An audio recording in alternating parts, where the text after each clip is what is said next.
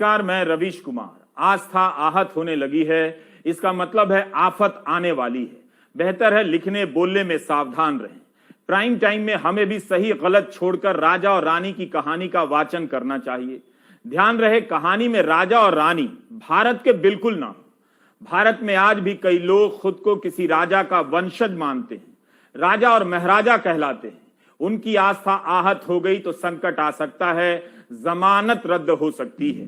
इसलिए मेरी मानिए तो राजा और रानी का चुनाव इंडोनेशिया से करें, माली से करें या रवांडा या ग्रीक कथाओं से करें।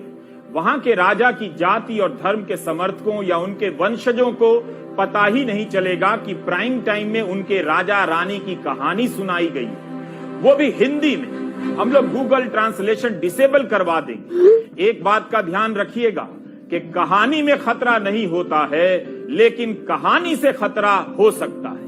कहानी सुनाने से आप जेल जा सकते हैं, आप पर जानलेवा हमला हो सकता है, आप पर आरोप लग सकता है कि इस कहानी को सुनाकर दो समुदायों के बीच शत्रुता भड़काने की कोशिश की गई।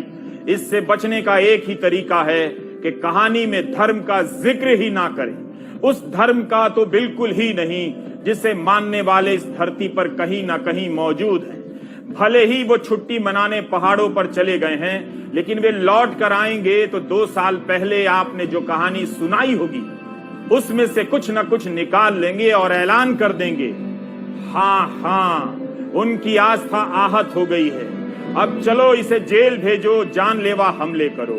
कहानियां सुनाते वक्त कमरे की बत्ती बंद कर दीजिएगा, कान बिल्कुल बंद हो, केवल खुली आंखों से कहानी सुनिएगा।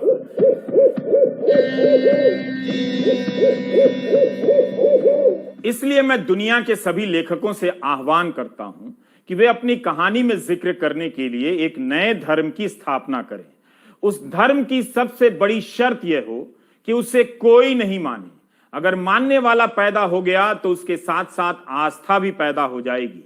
आस्था आएगी तो आहत होने लग जाएगी।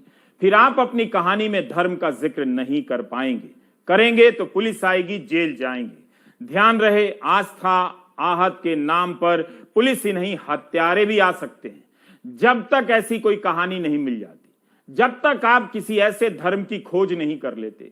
मेरी मानिए तो धर्म की कहानी कहने के लिए ग्रीक देवी देवताओं की मदद लीजिए।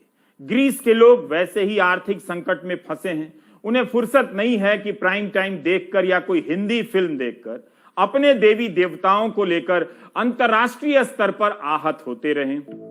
आप इन ग्रीक देवी देवताओं के बारे में जैसे चाहें वैसे दिखा सकते हैं, लिख और बोल सकते हैं। Zeus, Poseidon, Aphrodite, हिएरा, Demeter, Athena, Apollo, Artemis, Hamees, डायनाइसास, Eris, ये सभी ग्रीक देवी देवता हैं।